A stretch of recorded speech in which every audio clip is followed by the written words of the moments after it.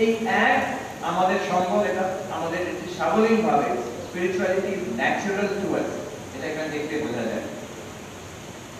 আমরাও এখন এই দেশে কিছু কিছু শূন্য এক করতে আরম্ভ করেছি।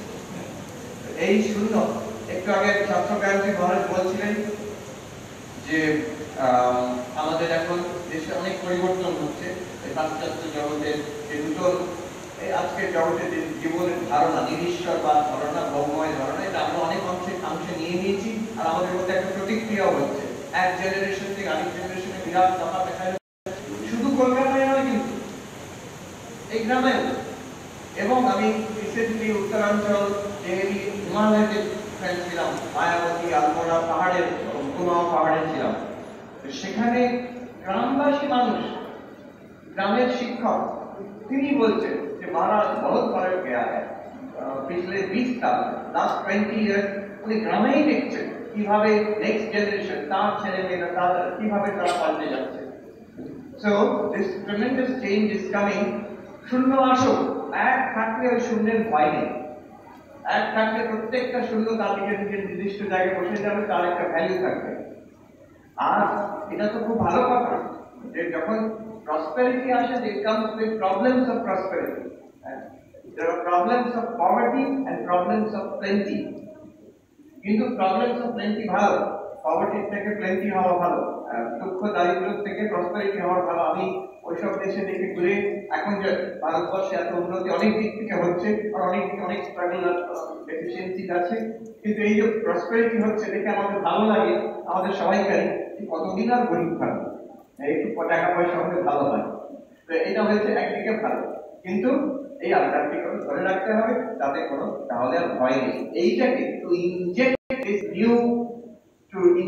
this spirituality, ancient spirituality in a new form, in this new society, এটাই হচ্ছে ঠাকুর মা স্বামীজির আবির্ভাবের কারণ। শারদানন্দজি মহারাজ লীলা প্রসঙ্গ লেখার সময় বলছেন, এই যে ঢেউ উঠেছে পাশ্চাত্য থেকে, এটাকে কেউ আটকাতে পারবে না। তখন থেকে বলছেন, আজ থেকে 100 বছর আগে, সারা পৃথিবীকে প্লাবিত করবে, ভারতবর্ষকে প্লাবিত করবে। ওই তখন ব্রিটিশ সাম্রাজ্য, সেটা তো কুশল বলছেন, বলছে পরবর্তীকালে যা হতে যাচ্ছে, কারণ আজকে যুগ নিয়ে দেখতে পাচ্ছেন, এটাকে আটকাতে পারবেন না আপনারা, এটা আসবেই। আমাদের কাজ হচ্ছে স্পিরিচুয়ালিটি, ভ্যালিউজ, আধ্যাত্মিকতা এর মধ্যে ঢুকিয়ে দেওয়া, যাতে the modern young person, boys and girls যারা এখন আসছে, so that they can stand up, be as modern or post-modern as they like, and also rooted in their culture, in spirituality, জ্ঞানে, যোগে, ভক্তিতে, সেবায় তাদের রূপগুলো স্ট্রং থাকবে। Then they will be happy. They will be very happy. তাদের নিজের জীবনে সফল হবে, they will be a blessing to themselves and they will be a blessing to society. ওই এক আর শূন্য, আজকে ওই একের ধারণা মহারাজ টপিক দিয়েছেন ঈশ্বরের সম্যক ধারণা, a holistic, a sophisticated conception, understanding of God or ultimate reality. এটা কি হতে পারে? ধর্ম, religion, দুটো স্তরে, two levels, and we must understand this. ঈশ্বরের সম্যক ধারণা করার আগে কি দুটো স্তর, যেটাকে আমরা বলতে পারি সাধারণ ধর্ম আর আধ্যাত্মিকতা। এই দুটোর তফাৎ, একটা হচ্ছে যে যেমন আমরা মন্দিরে যাই, পূজা অর্চনা করি, যাতে সবকিছু ভালো থাকে। শাস্ত্রকারকে বললেন কিছুক্ষণ আগে বললেন যে ঈশ্বরকেও মানতে পারি, কিন্তু যে সভ্যতা এখন আসছে, ঈশ্বরকেও মানতে পারি, কিন্তু ঈশ্বর যাতে আমাদের এই জীবনটাকে আরো সুখময় করে তুলুক, আমাদের ভোগবাদী জীবনটা আরেকটু বেশি ভালো হোক, এই জন্য ঈশ্বরকে চাই। Not God for the sake of God, but God for a better life here. এটা খুবই স্বাভাবিক মনে হয় অনেক মানুষের। হয় আমার ঈশ্বর, ভগবান, স্পিরিচুয়ালিটি কিচ্ছু দরকার নেই, টাকা পয়সা, পাওয়ার, পলিটিক্স, অ্যাম্বিশন, এটা দিয়ে চলবে।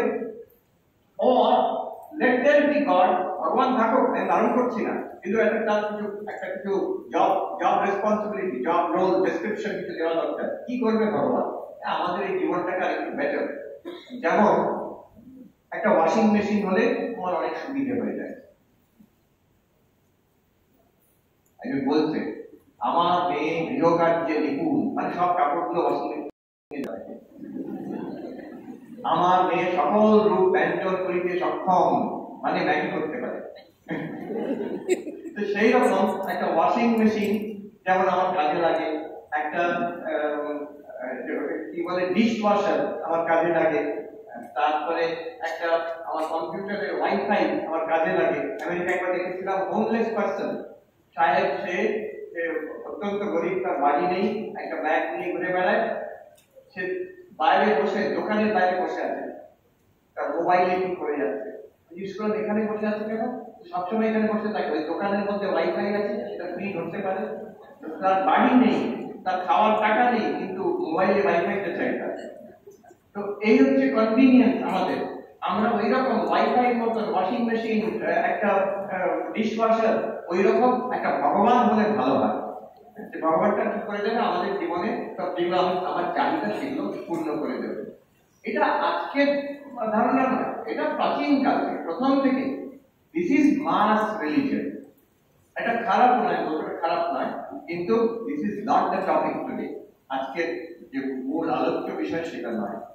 মাস রিলিজিয়ন ইজ আমি যেগুলো চাই সেগুলো ভগবান পূর্ণ করবেন। তাই জন্য অনেকে বলে আমার ওসবে বিশ্বাস নেই, একটু খুঁটিয়ে দেখা হয় আমার বিশ্বাস ছিল, তারপর বিশ্বাস চলে গেল কেন? তুমি কি অনেক দার্শনিক বিচার করেছো, অনেক সাধনা করে দেখলে ভগবান নেই তাই? না না না, আমি অনেক প্রার্থনা করেছিলাম, এটা চেয়েছিলাম, এটা চেয়েছিলাম, ভগবান কিছু দিল না, দূর দরকার নেই। ভগবানের নন পারফর্মিং অ্যাসেট বিদায় করো। চাকরি করেছেন, কাজ কাজ করছে না, লেড অফ, ফায়ার। আমেরিকা বলে ফায়ার, ইউ আর ফায়ার। আমেরিকানদের খুব ইন্টারেস্টিং, এক জায়গায় আমাদের আশ্রমে মহারাজ, আমি একজন আমেরিকান যে সাধু, তাকে নিয়ে গেছে আশ্রমে। সে আশ্রমে যিনি মহারাজ একজন কর্মীকে খুব বকছেন, খুব মানে বেশ ধমক দিয়ে। যিনি আমেরিকা থেকে এসেছেন তিনি বেরিয়ে এসে বলছেন, why is he yelling like that? এরকম চিৎকার করছেন কেন? It's so cruel, এটা একদম মানে নিষ্ঠুর। আমি বললাম যে না, ওই লোকটি হয়তো ঠিক সময় আসেনি, কাজে কাজে একটু গোলমাল করেছে। You should fire him. তাকে বার করে দাও, এর বকার কি দরকার? আমি পরে মহারাজকে বললাম, উনি বলছেন দেখেছো সেই লোকটার একটি বউ বাচ্চা আছে, তার একটা টাকা পয়সার উপর সে নির্ভর করে, তাকে বকে শুধরে দিতে হবে, এটা আমাদের উপরে। আর ওরা হচ্ছে এটা হচ্ছে খুব খারাপ, এটা হচ্ছে নিষ্ঠুর, চাকরি গেলা করে দাও, সেটাই ভালো। ওরা কিন্তু চিৎকার করবে না, ভদ্র ব্যবহার রাখবে, এবার স্মুথলি গলা কেটে দেবে, কিন্তু ব্যবহারটা ভদ্র রাখবে।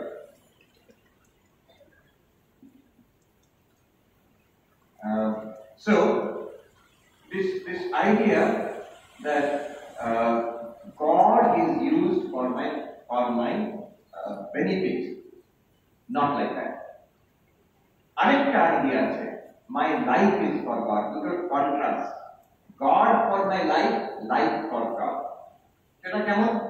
যেমন নরেন্দ্রনাথ যাচ্ছেন ঠাকুরের কাছে, গিয়ে জিজ্ঞেস করছেন, আচ্ছা ঈশ্বরকে কি দেখা যায়?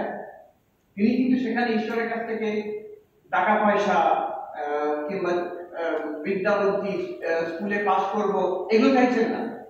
উনি চাইছেন ঈশ্বর আছে কিনা আমি জানতে চাই, ঈশ্বর দেখা যায় কিনা জানতে চাই। সেই হচ্ছে higher religion. I am interested in finding God. For what? For the sake of God. ভগবান লাভের জন্য আমি চাই। এই যে শাস্ত্রজ্ঞানজি বললেন ধর্ম অর্থ কাম ও মোক্ষ, ধর্ম অর্থ কাম থেকে উঠে গিয়ে মোক্ষকামী হলাম, মুমুক্ষু হলাম, ঈশ্বর দর্শনই আমার জীবনের উদ্দেশ্য। আমি হচ্ছি সাধক। আমি টাকার পেছনে ছুটছি না, টাকা আছে জীবনে দরকার আছে। আমি কামনা মুক্তির জন্য ছুটছি না, তার একটা স্থান আছে। আমি লোক কল্যাণ করে আমি পলিটিশিয়ান হব কিংবা কোনো একটা অ্যাওয়ার্ড পাবো, সোশ্যাল সার্ভিস করে তার পেছনে ছুটছি না। সব কাজই করবো আমি, কিন্তু আমার উদ্দেশ্য একমাত্র শ্রী ভগবান। তখন মানুষ হয়ে যায় মুমুক্ষু, মুক্তিকামী, সে হয়ে যায় মানুষ সাধক হয়ে যায়। সাধক মানে শুধু গেরুয়া করে বলতে চাই সাধক পায়, অনেক এখানে যারা আমরা সবাই আছি আমরা সাধক সাধিকা সবাই, ওই জন্যই এসেছি। So this is a different kind of religion. This is a higher kind of religion. এই তফাৎটা এখানে বুঝতে হবে, এখানে আমাদের বুঝতে সুবিধে, বুঝতে সুবিধে। মন্দিরে দুরকম লোকই যায়, কালীঘরে দক্ষিণেশ্বরে যাচ্ছেন হাজার হাজার লোক প্রত্যেক দিন। তারা কি সবাই মা কালী আমার দর্শন দাও? দেখলাম অটোর পেছনে লেখা আছে যে মা দেখা দাও নাহলে টাকা দাও। এই খুব বুদ্ধিমানের লক্ষণ। ও হাইয়ার রিলিজিয়ন লোয়ার রিলিজিয়ন দুটোকেই রেখেছে। যদি হাইয়ার রিলিজিয়নটা না হয় তাহলে লোয়ার রিলিজিয়নটা, তাহলে আমাকে টাকাটা দাও। হাজার হাজার লোক দক্ষিণেশ্বরে যাচ্ছে, কালীঘাটে যাচ্ছে, তারা কি মুক্তির জন্য? তারা কি ব্রহ্মজ্ঞানের জন্য যাচ্ছে? না, তারা যাচ্ছে বিভিন্ন রকম কামনা বাসনা মানুষের জীবনে আছে, সেগুলো পূর্তির জন্য। That is the mass religion. বেশিরভাগ লোকের ধর্ম কিন্তু তাই। তাতে খারাপ কিছু না, সেটা নিন্দার কিছু না। ওটা না থাকলে ধর্ম থাকবেই না, মানুষ সব ভগবানই হয়ে যায়। তো আমি আমার এই সুষ্ঠু জীবনযাপন করবো, তার সঙ্গে ঈশ্বর সহায় হবে। তাতে সেই প্রার্থনাতে খারাপ কি আছে? যে আমার সংসার ভালোভাবে চলুক, সেখানে ঈশ্বর সহায় হোক। এইভাবে অনেক হয়তো বিশেষ কোনো বাসনা নেই, কিন্তু সব ভালো থাকুক, এইটুকু প্রার্থনা। এই জন্য যাও, এটা এক ধরনের ধর্ম। তো এই দুটো, একজন মুক্তি চায়, ঈশ্বর আছেন কিনা, ভগবানকে দেখতে পারবো কিনা, এই নরেন্দ্রনাথের মতন, ভগবান বুদ্ধের মতন, যে দুঃখের পারে কি আছে এটা পাবো আমি, এইভাবে এগোচ্ছে হাইয়ার রিলিজিয়ন। আরেকজন এই আমার সংসার ঠিক করে চলুক, এই আশীর্বাদের জন্য যাচ্ছেন। শ্রীকৃষ্ণ ভগবত গীতাতে তিনি দুটোকেই বলছেন, দুটোই ঠিক আছে। বলছেন আমার মতন চতুর্বিধা ভজন্তে মাম, বলছেন 4 রকম আমার ভক্ত। একটা হচ্ছে যে আর্ত, যে মুশকিলে পড়েছে, দুঃখ কষ্ট যার, একজন কেউ হয়তো হাসপাতালে আছেন, তার প্রাণ সংকট, কে না প্রার্থনা করবে? নিজের জন্য প্রার্থনা না করলে আপনার who is close to you, who is beloved to you, যে আপনার খুব প্রাণের মানুষ, তার জন্য প্রার্থনা করতেই হবে। সেটা নিষ্ঠুর হবে যে প্রার্থনা না করে। আত্ম, যে কোনো মুশকিলে দুঃখে পড়েছে, আতঙ্কিত, সে ঈশ্বরের কাছে যায় প্রার্থনা করতে। কৃষ্ণ বলছেন ঠিক আছে, এটা ভালো, সেও ভক্ত আমার। দ্বিতীয় হচ্ছে অর্থার্থী, মানে তার কোনো দুঃখ কষ্ট নেই, কিন্তু আরো চায়, টাকা পয়সা চায়, সাকসেস চায়, একটা ইলেকশনে জিততে চায়, কিংবা লটারি জিততে চায়, কিছু একটা চায়, সেও ভগবানের কাছে প্রার্থনা করছে। উত্তরাখণ্ডে পাঞ্জাবের দিকে একটা চল আছে, এখানে নেই ভাগ্যিস, যে সাধুদের সেবা করে এবার বলতে নাম্বার বাতা দিচ্ছে মহাত্মা জি, একটা নম্বর বলে দিন, তো সেটাতে আমি গিয়ে ওই লটারি টিকিট কিনবো। এটা এখন আছে। একজন সাধু আমাকে বললো যে একবার ওই মথুরা থেকে বৃন্দাবন যাচ্ছেন, দেখি একজন শেঠজি, সে এসে তার খাবার টাবার দিলেন, প্রণাম করলেন, মহারাজ যাচ্ছেন। সব দেওয়ার পরে বলেন মহাত্মা জি নাম্বার কথা দিচ্ছি, একটা নম্বর বলে দিন। আমি বললাম সাধুকে আপনি কি করলেন? আমি ওকে বললাম ঠিক আছে तुम बैठो, हम वृंदावन होके आते हैं। मतलब कि वृंदावन बेশি দূর না, वृंदावन হয়ে আসছি, তুই বসো, 1 ঘন্টার ব্যাপার। তো তারপরে যে অবস্থা আপনি বেরোবে, একটাই রাস্তা, ফিরে আসতে হবে। আর क्या আমরা আগে वृंदावन 7 বছর वृंदावन রয়ে গেল, সেই কতক্ষণ অবস্থা। চলো অর্থাৎ এই হচ্ছে কিছু চাই। আর একটা হচ্ছে জিজ্ঞাসা।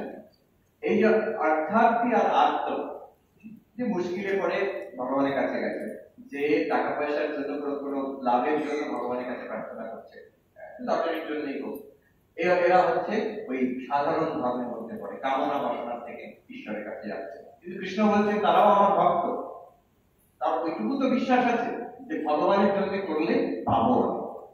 এটা ভারতবর্ষের দৃঢ় বিশ্বাস আছে। আমাদের কর্মফলে যা আছে সেটা পাবোই আমরা। এরপরে এর উপরে কর্মফলের দাতা, কর্মাধ্যক্ষ, কর্মফল যিনি দেন তার হাতে কিন্তু আছে। তিনি আমার খারাপটাকে আটকাতে পারেন, আর যেটা আমার ভালো, আমার পাওনা নয়, আমার চাই, সেটাকেও দিতে পারেন। যেমন বাবা মাকে আমি চাইতে পারি আমার যা দরকার।